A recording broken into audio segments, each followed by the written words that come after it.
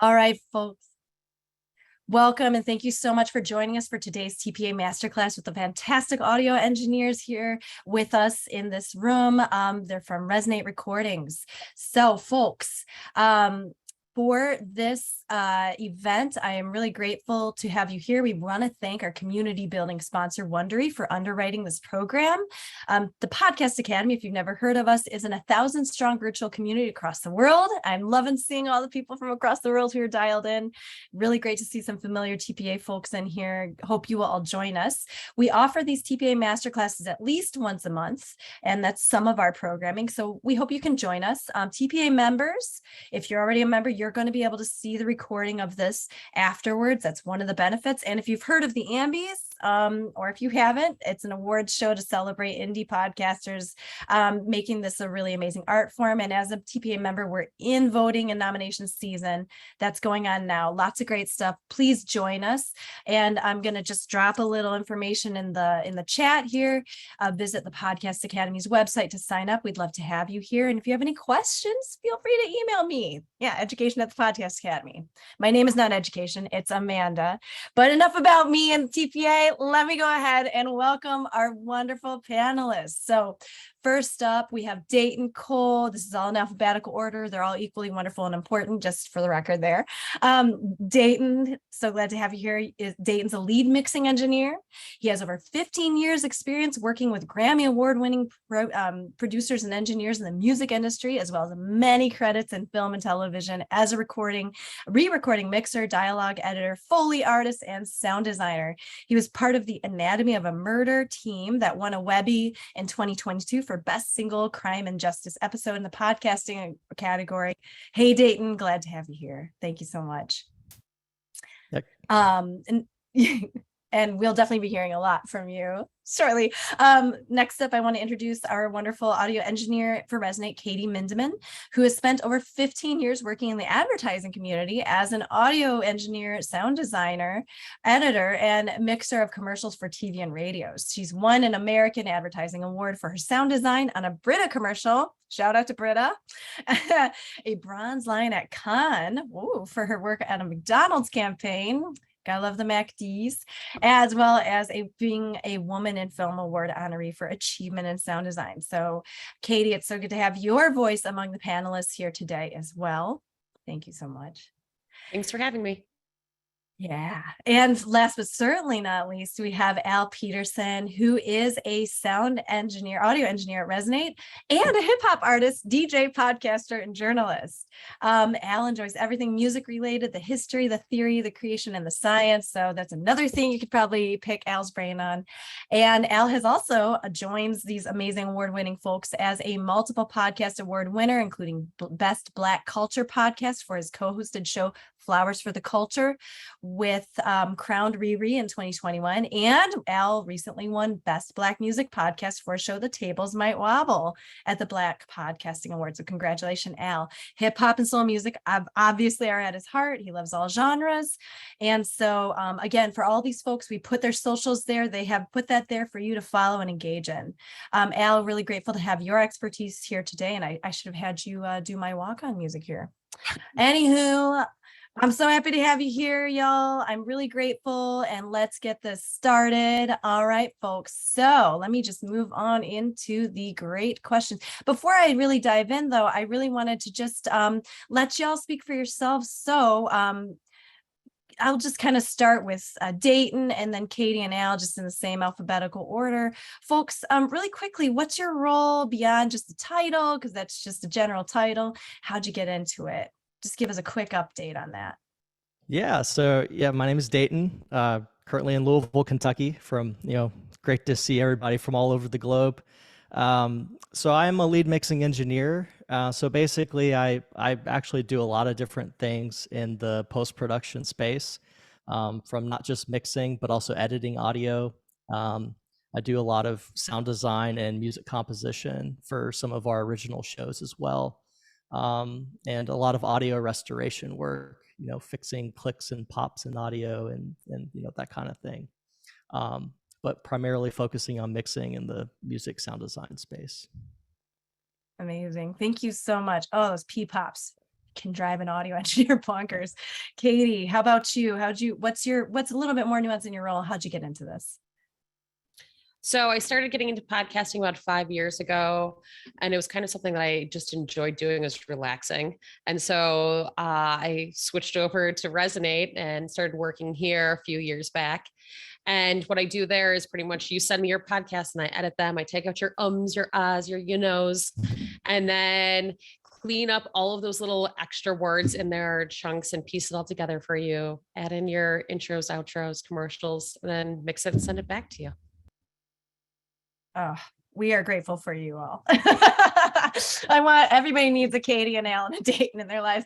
Al, tell me about yourself. I mean, let's hear about your role and how you got into this field and got connected to Resonate. Yeah. So what was funny was I was talking with a friend the other day, and I remember when I said I did not want to get into podcasting because I just wanted just to listen to it. But I started a podcast in like 2012. A couple of my friends, so I would do like the editing, the mixing and stuff like that, and then just fell into it. I went to a conference and ran into John Street and had a conversation about it, and the rest is history. So now I just I'm edit, mix podcast, and just y'all send me the work and then I send it back sounding like sounding beautiful. Oh, I love how you said that. Yes, crisp, clean audio. That's like a best practice in podcasting, says everybody in every single think piece about podcasting in the history of time. So Al, I'm gonna going backwards. Al, Katie, and Dayton, why do we need to hire an engineer beyond just being told that we should work with audio professionals? I mean, I have GarageBand. Just the professional aspect of it. The engineers definitely with Dayton, Katie, and the other engineers on Resonate Recording. We're professionals. We've got our training from trial and error and from academia aspect. So trusting us with the work, that's definitely like the first step. And when you get into investments in your career in podcasting, it definitely helps to take the load off when it comes to having somebody focus, specifically on the work. Those are my two main points for sure. Oh my gosh, you set that up perfectly. I know that there's been some chat. Oh yeah, anybody can do this. Well, not quite. There is training involved. So Katie, how about you? Why would I need to hire you? What expertise is so important? Yeah, I mean, we've all gone to school for this.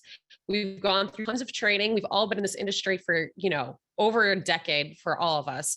And then we also have a lot of tools at our fingertips, right? So like things that you wouldn't think about buying for plugins to clean you up, to make sure that you're sounding crisp and clean. We have those, and we're going to make you sound as great as possible.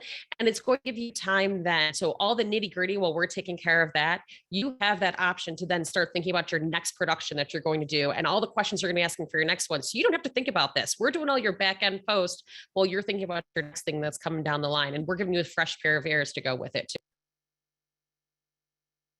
Absolutely. And to add on to that, Dayton, I mean, please enlighten us. Why do we need to work with your team and your specific background, people with your expertise? Yes. So to kind of piggyback off of what Katie was saying, it's always good to have a fresh set of ears on any project. And even internally in the shows that we work on, sometimes we'll have multiple engineers work on the same show. And it's always really good to have that fresh viewpoint, because there's a lot of things when you're producing a podcast that you're having to juggle, and you might miss things that you don't hear. And so having a trained engineer that can just hear things really quickly and identify what the issues are, and just to give you the best possible produced show that you can have, I think is really important. And also there are some, depending on where you're planning on having your show heard, there are just some technical specifications that need to happen in order for that to work. For example, I've worked on some shows for Audible, and they have very specific loudness standards that you have to meet, that really only a trained engineer would be able to do. effectively, and also just to save time so that you can focus on your content. That's a big reason why I would suggest having an engineer. Yeah. And I mean, I just really quickly wanted to ask if anybody could pick this up. What is the difference between like a mixing and an audio engineer? Like if you're new to podcasting, you don't even know who these people are, or what these, I didn't know that was a full-time job, for example, is probably a constant refrain. Yeah, I would say, I mean, all mixing engineers are audio engineers. It's audio engineers, just kind of like a broader term to use. But also, hopefully, all audio engineers would know how to mix. Mixing is just kind of like a area of specialty. So you'd have a mixing engineer that basically is kind of at the end of the production. They're in charge of taking all of the assets, all of the dialogue, the music, sound effects, bumpers, ads, and everything, blending it together, processing it, and mixing it down to just the final deliverable, whether that's a MP3 or a WAV, stereo track. And audio engineers, like I said, it's just a more broader term. So that could just be editing, it could be recording, tracking. But yeah, there's definitely are a lot of different uh, parts in that chain as well. Absolutely. I mean, it's and every team is comprised of different players and people. We have definitely an audience of people who are they've done some engineering on their own, either DIY or worked with engineers. So we're going to kind of start getting to the nitty gritty here a little bit.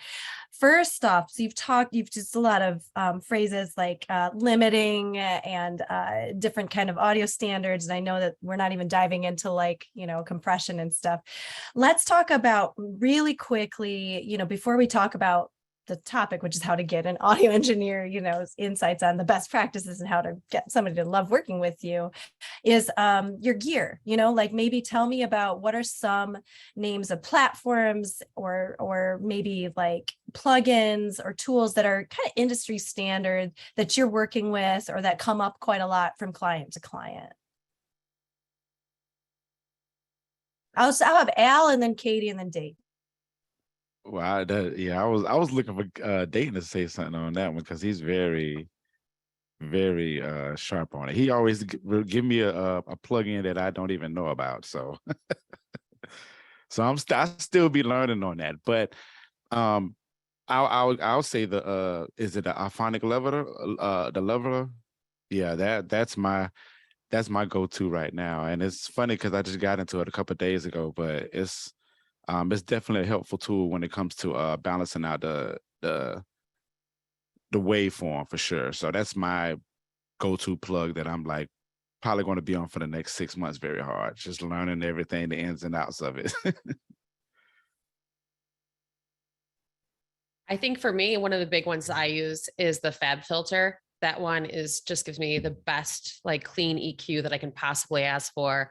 Absolutely love it. I swear by it. And also RX plugins. RX plugins are my go-to for making sure, I saw that somebody in the chat had talked about getting rid of reverb. That's a great one for that. It's also great for any noise reduction across the board. I lean heavily on RX as well. And then I also work in Pro Tools. I feel we're all Pro Tools users, so that's another thing to throw in there. Yeah, real quick. Yeah, Pro Tools is like the good thing. I'm really good with Adobe Audition as well, but Pro Tools is you can do kind of everything in there, and it's very user friendly for me personally. But yeah. Yeah, I mean, basically everything you all said. Pro Tools for sure for editing, just the way that you can quickly edit and move through your sessions, I think is really important to be efficient. Also Isotope RX. I mean, I constantly have Pro Tools and Isotope up, and I'm just constantly shuttling audio back and forth between Isotope and Pro Tools. I send something to Isotope, clean it up with declicking or deplosifying. And even Isotope has a built-in leveler within it that you can level out your program and then send it back to Pro Tools. So that's really key. In terms of plugins, I mean, there's so many. I mean, I'm a plugin junkie, and sometimes it can get so overwhelming. But I like to just stick to a few key ones. I'm really keen on any Harrison plugins. They're designed specifically for post-production. You know, a lot of the big feature films you see use Harrison plugs. So the Harrison EQs, Harrison de-esser, they all sound really good. Amazing. Yeah, I don't worry, y'all. Everybody, I will download the transcript and you can email me because I heard so many great tools name dropped. I'm trying to keep up in the chat to just transcribe because I'm like a student here too, and I'm like note taking, but I'm loving all the chat as well. You've got a lot of really enthusiastic people who are just super geeking out about all of this audio kind of like tips and tools. I think it's a good question. I'm putting you all on the spot here, but how much money or how many hours, however you want to quantify, do you think you save podcasters if they had to pay for the licenses, source, edit? Like, I mean, seriously, what is the ROI here? I'm thinking in the 4 or 5 figures easily. I'm seeing a lot of head nods here. It's a lot. I mean, there's one plugin alone that we have that's like $1,500 just for one plugin for Cedar DNS for cleaning up dialogue. So, I mean, that's just one. That's the, and then and including like a Pro Tools license, like you throw a Pro Tools license on top of that, and it's like it just keeps on adding up one thing after another. You're getting well into the thousands every time. Yeah, and that's not even talking about microphones and that type of stuff, computers, mixers, all that stuff. Oh my gosh, y'all are amazing because you are setting me up for the next questions I have for you. Al, we're good. We are also great. Did I tell everybody in here how awesome Resonate is? Because, well, I just did. There you go. Good job, Amanda. Okay, folks. So let's think about this gear and these tools. And like, there's that saying that you, okay, this is not a polite saying. Let me think about this. You can only do so much for something in the form you receive it.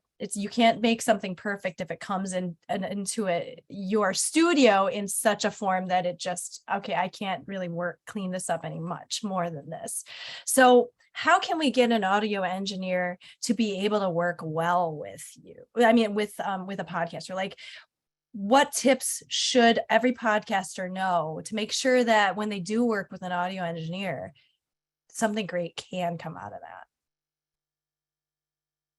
I'll start with Katie and then I'll go to Dayton and then Al. Yeah. So, I mean, first of all, if possible, I would say like, if you can have separate mics, that would be your best way to go, right? So like try to have that, try to be isolated, because what's going to happen is if you have 2 people on the same mic and people are talking over the tops of each other, we can't separate that. That is tied audio, right? So those times when you're saying like, well, can you split this out from here? There's a lot of editing and finagling that there's only so much you can do, right? So that would be a huge thing. Another one is, this is simple, some simple real little things here is make sure you're wearing headphones, because there's so much bleed back that can happen from like, if you're like listening to it and someone's talking that goes back into your microphone, always make sure you have that. Another thing that like you're not even thinking about, make sure that, your phone is muted or that your email's muted, because a lot of times you'll get a ding that comes back in your recording. If you can sit in your closet, if you don't have your isolation booth, sit in your closet. That's another great place to kind of like, tie everything together.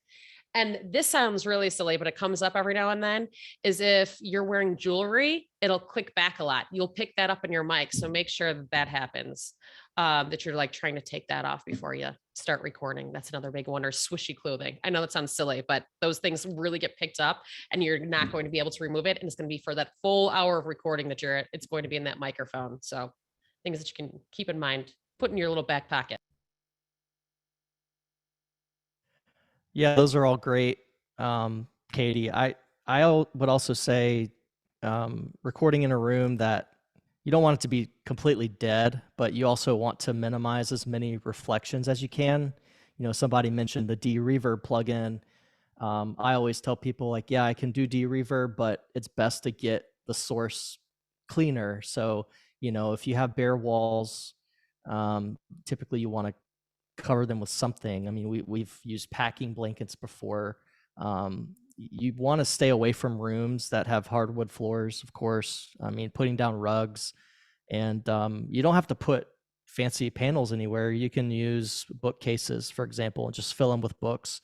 I've been in some studios, just some really top level mixing engineer studios, and he's just had like a library basically on either side of him, just filled with books. So that can really help to get your early reflections down a little bit, to dampen that. Turning off any noisemakers, obviously. We've had some podcasters that they'll actually be typing on their computer as they're talking. And so anything that you do will be picked up by the microphone. They're very sensitive. I mean, as you can see, I have a boom stand. So, I mean, if I bang my table, you're not really going to hear it because the microphone is not sitting on a stand on the table. We have people that like to move their hands a lot, or, just, rubbing your, legs or whatever. People have all these, when they're talking, they have all kinds of nervous habits, and I have them as well. And so learning the art of just speaking and being like comfortable in doing that's really important in podcasting. So one of the things I would recommend is listening back to yourself. Record yourself. If you do a video podcast, watch. I know sometimes not everybody likes to hear their own voice and see themselves on a screen, but just getting comfortable with that, because that's what your listeners are seeing. So it's definitely an adventure and a journey that takes time. But those are just a few quick tips that I have. Yeah, I agree with Katie and Dayton. I definitely side with being comfortable. One of the main things is like, people get nervous a lot, and I understand the nerve action of it.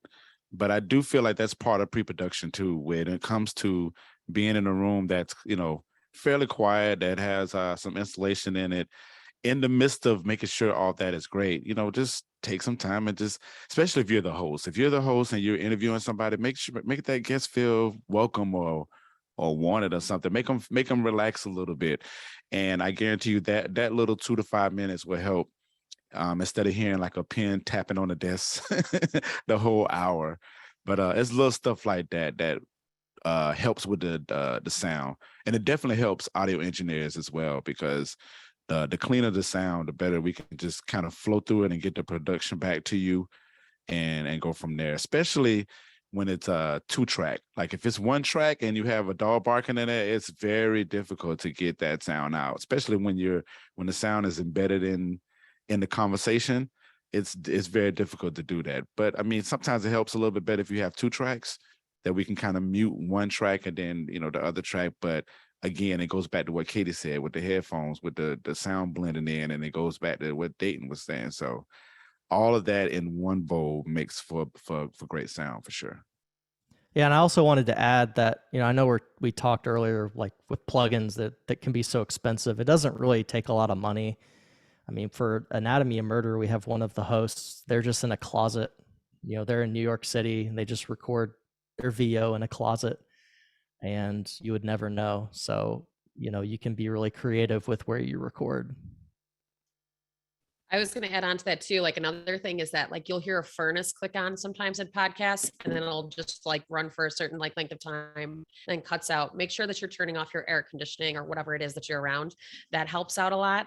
And I was watching a doc last night, and they were showing people recording a podcast, and they didn't have stands. And this is back to what Dayton was saying. And they kept in like moving around the mics and handling the mics the whole time. And I was going, oh God, oh my gosh, this is going to be picked up in the mic.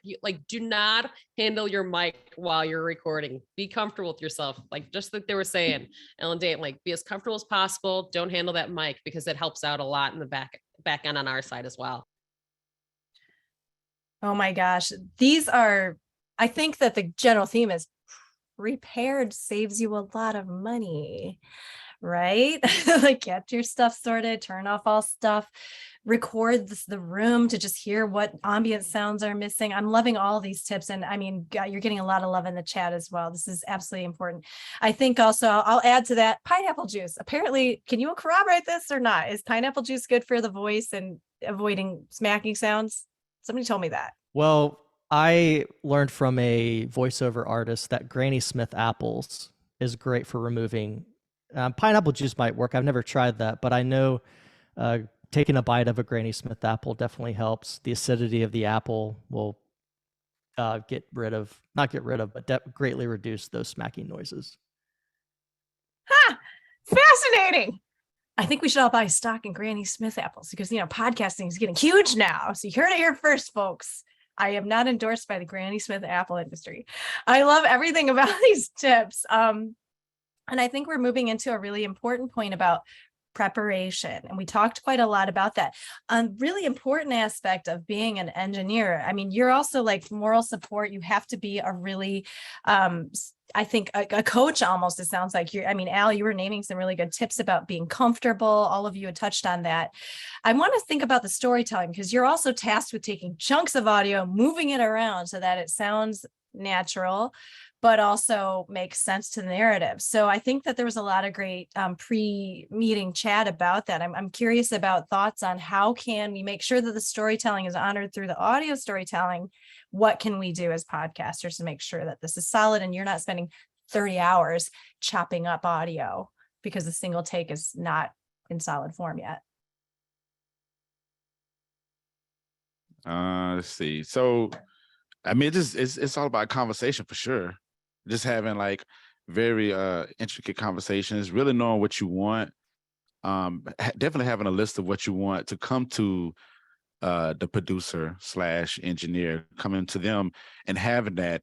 And it's funny because lately I talk to colleagues and friends and stuff like that, and I just be wondering, like, do people truly trust audio engineers? And I'm like, we do have a great sense of education and knowledge from a technical standpoint and from the creative standpoint that can make a lot of stories like enhance better, especially when you have somebody that's really good on sound design.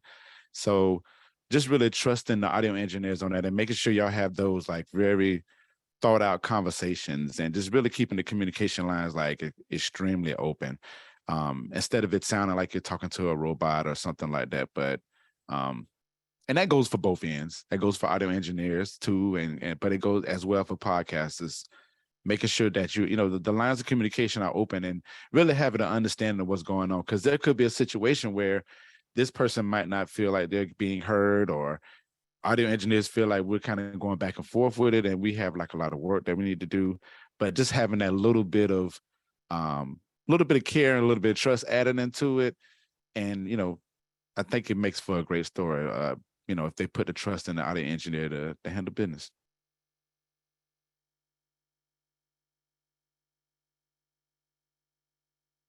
Anything to add to that, Katie or Dayton? I mean, I'm getting a sense that half of your job is like helping people process like feedback that you're giving them about their audio performance and maybe just gaining their trust and like, no, I get where you're trying to take this podcast and here's my ideas for it. Am I picking up what you're putting down there?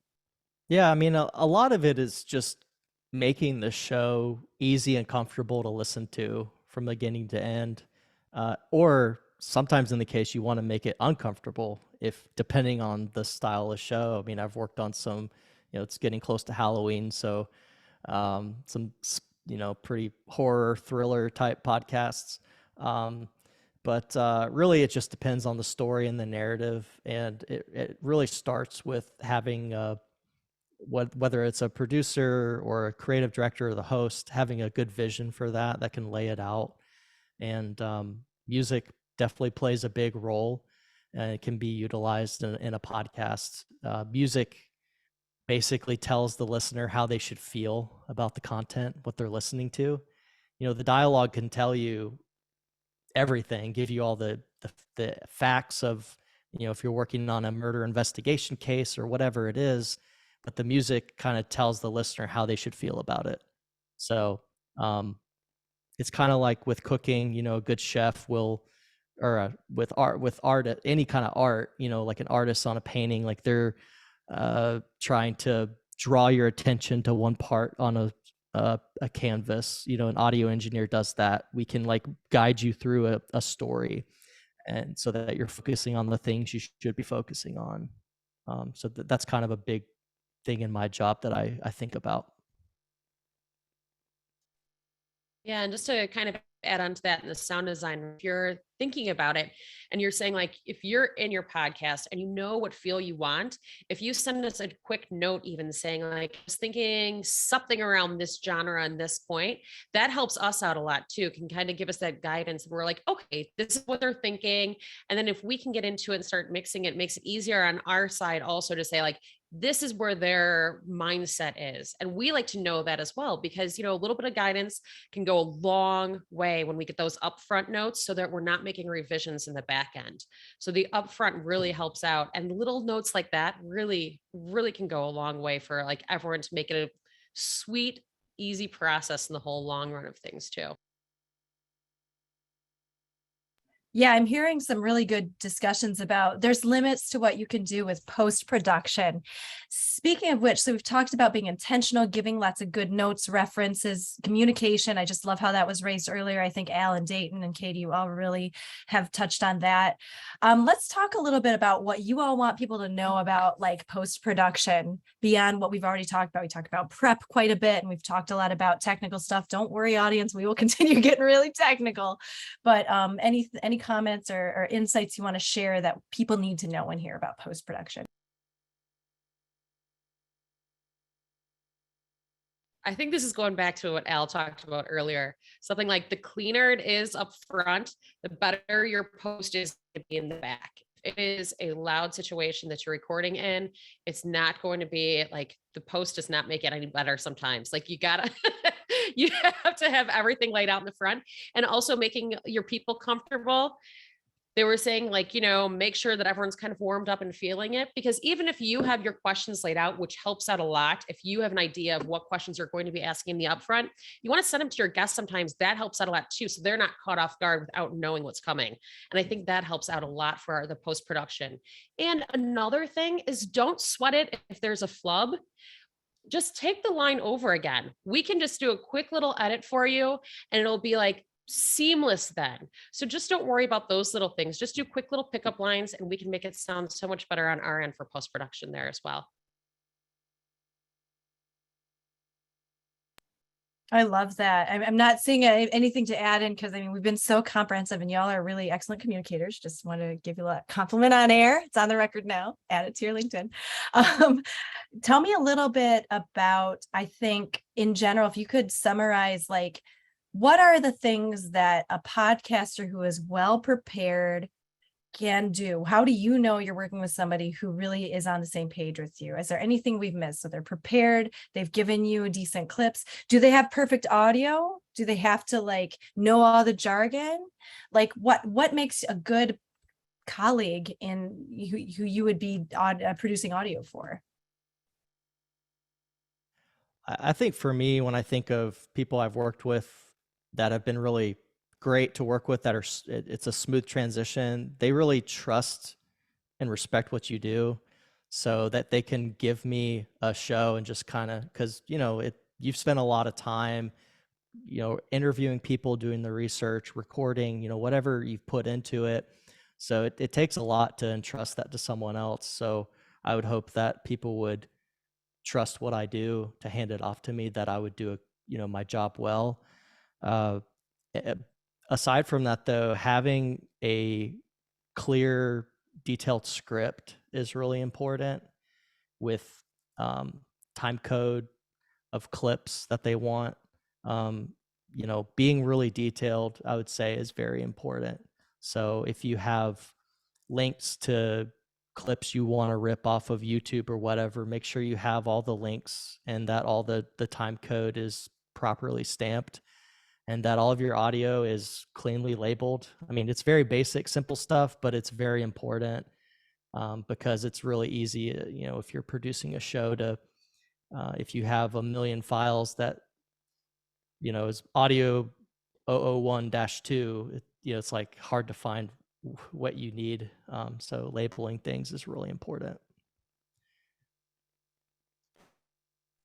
Oh, wow. Yeah, I feel very called out for that in the good way, because I really need to clean up my audio files. I'm like, which one is it? Where's the label? Oh, there's a period in that. I haven't standardized the formatting, so I don't know how to look it up.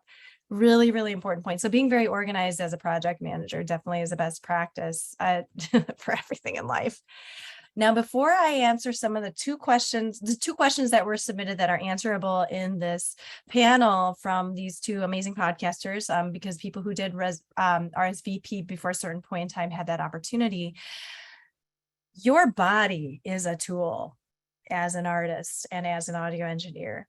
How are you taking care of your ears, your posture? We're sitting behind computers, that impacts our eyes. Anything that's really helping you stay in the game so that you're not sacrificing your health and your physical body, and you can still hear everything at the nuance and the levels you need it? Oh, I'll start with Katie, then, oh, okay, go for it. no, I'm sorry. I know for me, because I DJ as well. Like I DJ, so of course, I'm putting up speakers and stuff, so I'm hearing somewhat blaring of music like consistently. So I do have an option where I can put on the headphones and I can hear it through like speakers. So that kind of like rests my ears a little bit.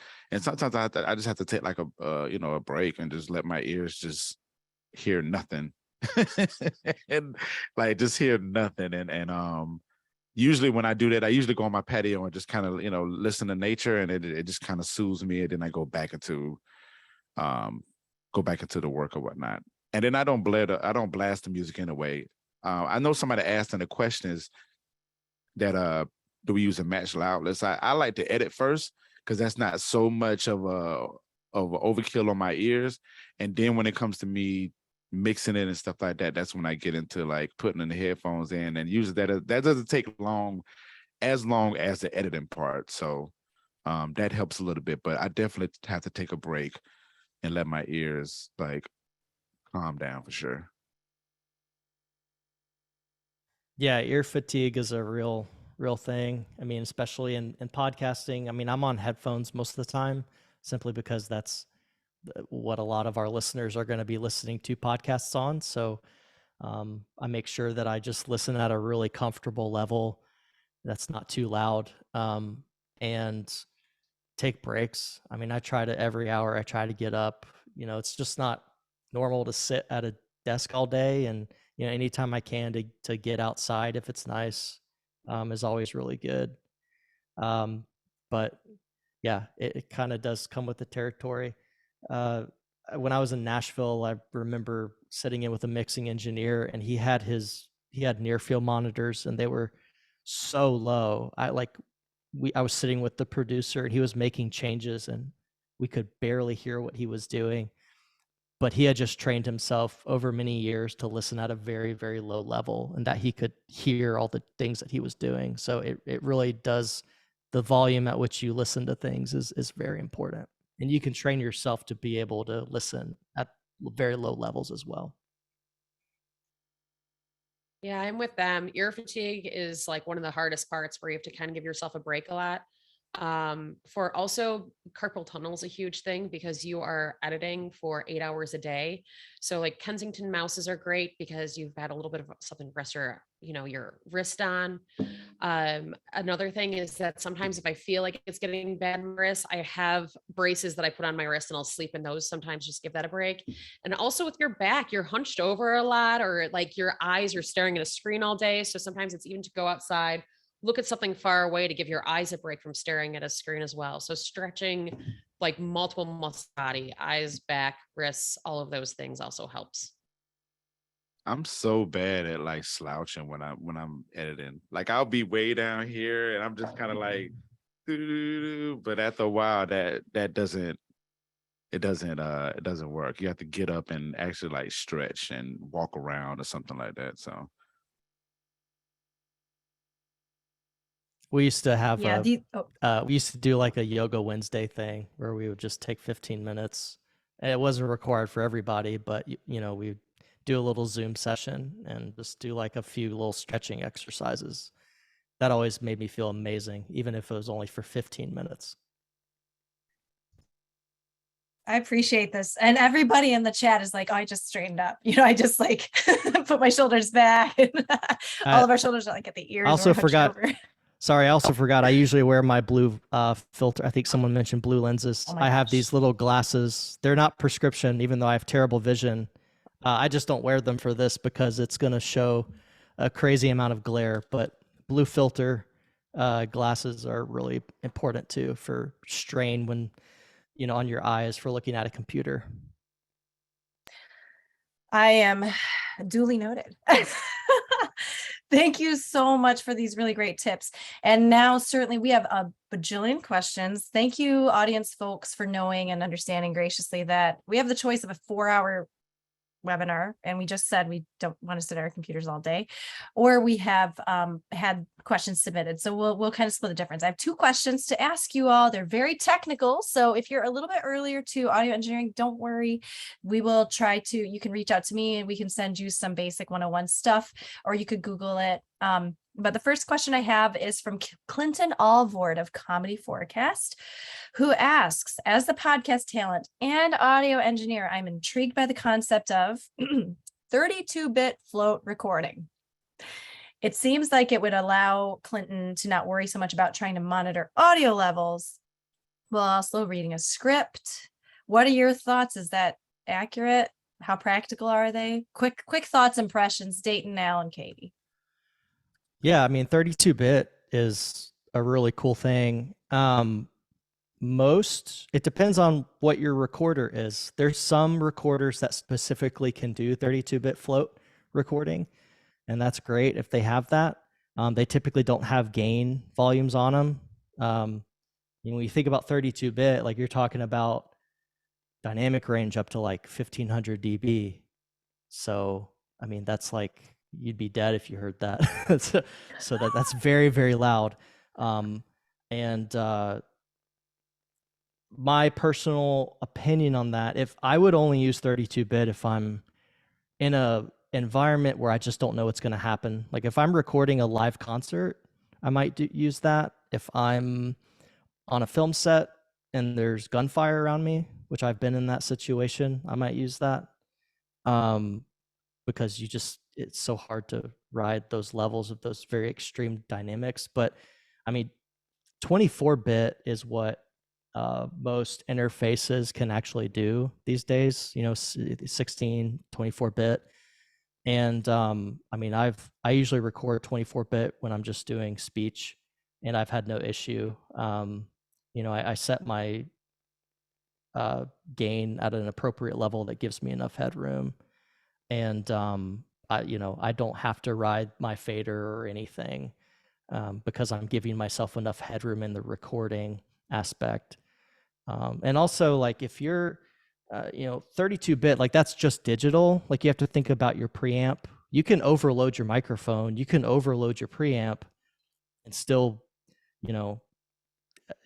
clip. And so I don't personally, if you record 32-bit, it's a little bit more work on the post end, but it's just my personal preference. I tend to record 24-bit. Awesome. And this sounded like a pretty. To add, sorry, just one more. If you're doing like internet recording, like right now we're on Zoom, so we're probably at 44/116-bit. So if I'm recording over the internet, more than likely you're going to be at 44/116-bit. But I'm just talking if you're locally recording, on an interface, 24-bit 48K is a very normal standard. Yeah. Oh, thank you so much, Dayton. I really appreciate that. And I think Marletta Maggi also named the bit rate that we are on and Zoom as well, which is a standard in Italy. This is so interesting. I don't mean to cut us off. I want to make sure we got to the next question. That it sounds like it's definitely, Dayton, that was such amazing context. I asked Katie and Al to define in the chat headroom, but if any audience members want to do that, that'd be great. I think of headroom as like how much space you have to get really loud or really quiet on top of where the volume actually is, so you don't blow out your speakers, so to speak, and have all that noise, but there's probably a much better technical definition out there. Second question is from Kira Deneen of DNA Today, and then we'll have time for like about 2 questions in the Q&A box. How can podcasters maximize the quality of their audio using a Shure SM7B microphone? That's a cardioid microphone, I believe. She just upgraded to it, and she knows it's a popular recommended mic in podcasting. So I'm going to just type that into the chat as well. Any thoughts? Maybe Al or Katie, if you want to grab that, or Dayton. And thank you, Al, for that definition in the chat. Yeah, I can take this one. Shure SM7B, great mic. I'm actually right now using a Shure MV7, which is like the USB version. I'm actually just USB right today. Those mics are great. The biggest issue with them is they have relatively low output. So you need a lot of preamp gain to get them up to a good level. And depending on your preamp, you might just be adding a lot of noise to the signal. So you can get like an inline preamp. Actually might have one. Actually got one right here, just laying around. It's a cloud lifter. Essentially what this does is it goes in between your microphone and the preamp, and it gives it like 25 dB of gain. It takes phantom power. So whatever interface you plug it into, you need phantom power. And it basically makes your microphone more sensitive. It responds more like a condenser mic would, so you don't have to gain up your preamp as much. That would be one thing I would invest in. Also, just investing in, like we said before, treating your room, if possible, would also be probably a money well spent, I would say.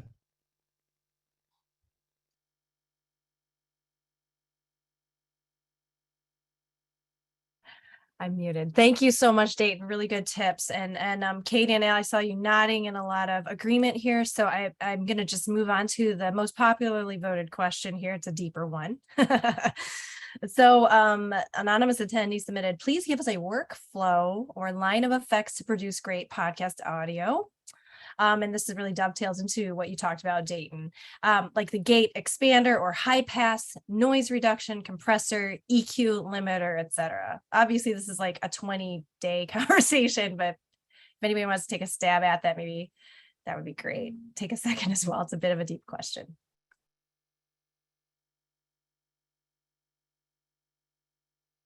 Katie.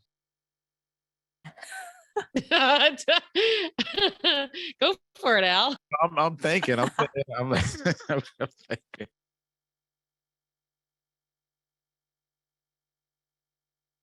I would say it depends on the source. It's kind of a hard question to answer. I use all of those tools, but I don't always use them all the time. And I almost never use them in the same order either. So it just really depends on the track I'm working on. For example, if I'm working on a track that's super noisy, it's got a lot of low bumps or whatever, I might try to EQ with a high pass filter first, and then go to the noise reduction before leveling it out with a compressor. Sometimes, I've gotten really good results compressing first and then EQing and then doing noise reduction. It's there's not a it's not a one size fits all kind of thing, right? And that's why some of the plugins I use, they allow me to switch the chain of everything so that I don't have to like keep moving my plugins around. It's a hard question to answer. I think also sometimes it changes too, because like I know certain podcasts, when they come to me, I know how I'm going to treat them because I work on them regularly enough. And I can say, okay, well, this one, I know generally it might be better to put it through a noise reduction before I get into like the nitty like of it and starting to edit it. But generally it's going to be like, if you get a new podcast, you need to figure out what the best sound is for them before you even start to figure out which one you're going to start applying first. And sometimes if it's clean enough, you won't touch it until the very end when you're actually mixing it either. Yeah, and I think a good thing is try not to over process. It's really easy to Like you want to clean up all the noise, but if you make someone sound like they're underwater or in outer space, it's very unnatural. So a lot of times what I do is I just try to take an EQ and just try to like find how can I get the best tone out of their voice.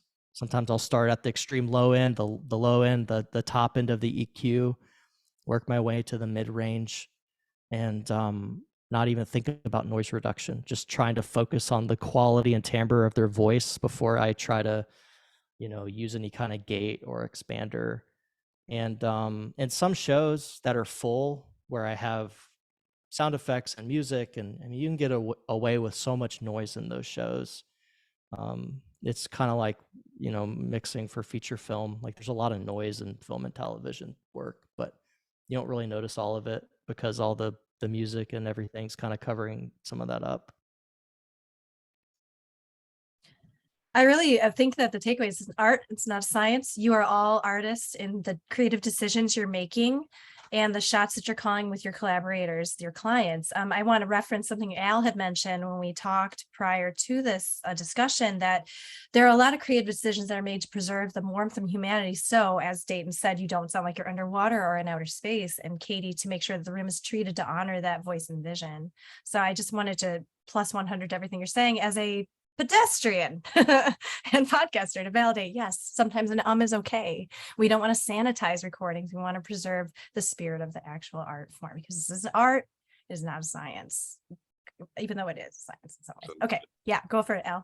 No, I was saying absolutely. I totally agree with that. I mean, like I said, having conversations. Well, the one point I wanted to add on was sometimes when I'm giving my ears a break and I just kind of want to have music in the background, sometimes I'll throw, I'll turn the volume up a little bit, but at the end of the day, I still focus on like the editing aspect of it. And then I think about throwing, noise reductions and stuff like that, because at the end of the day, I want the quality, the content to be good. And then I focus on like the actual sound of it. And it's pretty tricky too, because some people don't care about that. So, but at the same time too, I talk to a lot of people, and lately people have been really feeling weary about their voices and how they sound and how they pronounce stuff. You think about different regions and stuff. That's been a real big conversation within like the circles that I've been in. So I haven't necessarily tried it out on here, but I do keep that in mind, that, when the way somebody speaks, the way they pronounce stuff like that, just to keep it as natural as possible. So that was a 2 answer that I that I answered. I also sorry, this is something that's going back to earlier, but making sure you have a pop filter really does help out. And it's something that's like up front. That up front will help out in the back end as well for the post, because it's a lot of manual kind of going through to remove some of those P's in the back end. So another quick tip just to make sure you have it. She go, Amanda has. Absolutely. Yep. I was just showing it off, y'all.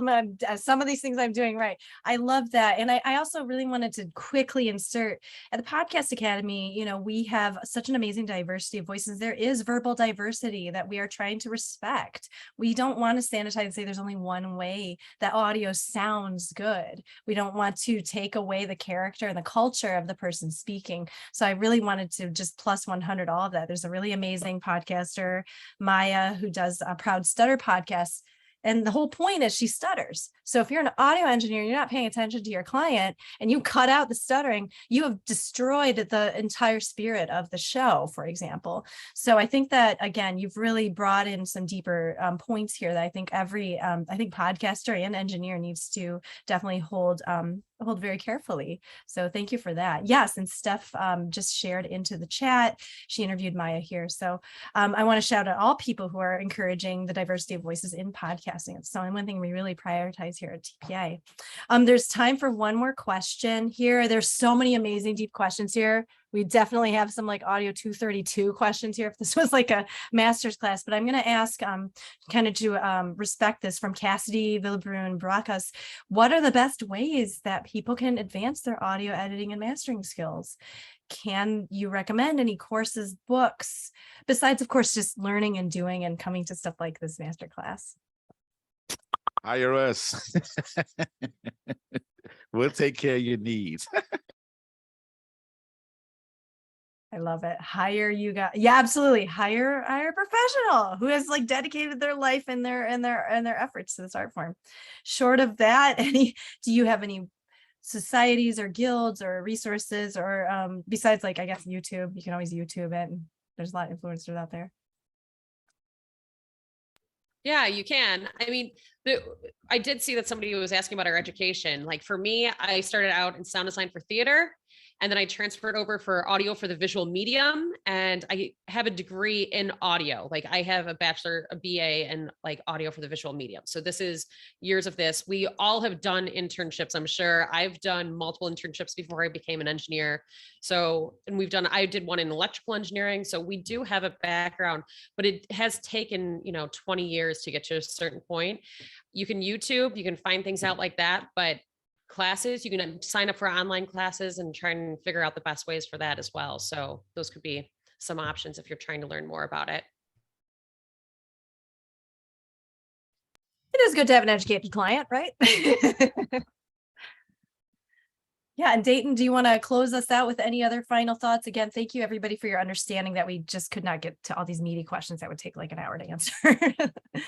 Yeah, I mean, just what Katie said, I have a bachelor's of science in music recording and production at Appalachian State University. And I mean, I actually started out learning, I was like 13. I just started recording myself playing guitar in my parents' basement. And so, I mean, I just plugged things in and I just learned from trial and error. And YouTube obviously today is a great source for a lot of things. There's Pure Mix, that's PURE Mix, MIX.com is a great resource that's more music related, but there's a lot of great things that you can apply to podcasting as well in that space.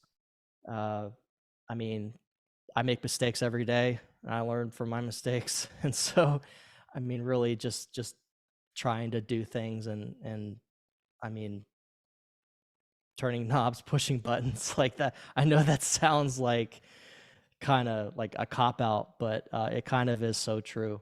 I mean, I've done internships as well, working with some very talented producers in the Nashville area and sitting in with mixing engineers. So being able to watch other people work too is important. And it's always a really humbling experience when you see people that they have all these great credits and they're still like scratching their head, like, I don't know what to do here. Like, how do I do this? So, everybody's kind of in the same boat, to that extent. Thank you for sharing all that. I appreciate that. This is a learning experience. The wonderful thing about podcasting is the sky's the limit. You could be an expert in any micro aspect of podcasting if you really like cared that much about it. And I wanted to also just name that there's no replacing the collective experience here, which is like belies your youthful appearance this year is like probably I'm hearing like 50, 60 years of experience among y'all. We got 20 with Katie here you're naming in audio engineering. So much respect to you all. And appreciate all the audio engineers here. I'm going to go ahead and close this out. I really want to thank everybody so much for being here with us. I want to thank as well a round of applause. Everybody can do that in their own homes for Katie, Al, and Dayton. Thank you so much for all this expertise. It's been an absolute pleasure and joy to learn from you. And also for Wondery, who has underwritten this program as our community building partner. Really quick plug here. I wanted to mention that we offer these masterclasses about once or twice a month. If you got a lot out of this talk, definitely please give a shout to our panelists. Again, they shared their information. Katie, Al, and Dayton, if you want to just drop your links into the chat so the folks still in here can follow you or connect, that'd be great. And maybe if you have the bandwidth and the time and they send you a question, maybe you have the time to answer it, maybe not. Just want to manage everybody's expectations in here. As mentioned at the top of the event, we do welcome you to join TPA. We have a masterclass panel as written here on programming for Latino audiences. And I also just wanted to drop these links in the chat to join the Podcast Academy or reach out to me if you have any questions about what we do, who we are. We really want to broaden the field and advocate and grant access to all makers and all podcasters. I want to thank everybody again for being here. We would love to hear from you. If you could, and you're still around here, please send us your feedback through tinyurl.com/TPA exit web.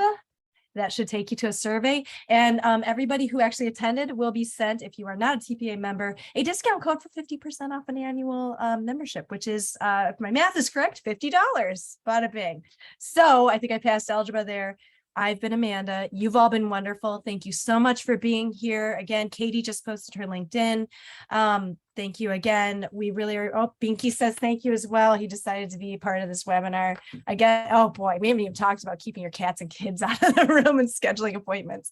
But anyway, thank you again so much, Resonate folks. ResonateRecordings.com. Have a great remaining day, everybody. Happy creating. And again, many thanks, Dayton, Al, and Katie. You are all awesome. I'm a huge fan of your work. Cheers, everybody. Thank you so much. And I'm going to end this webinar. See you next time.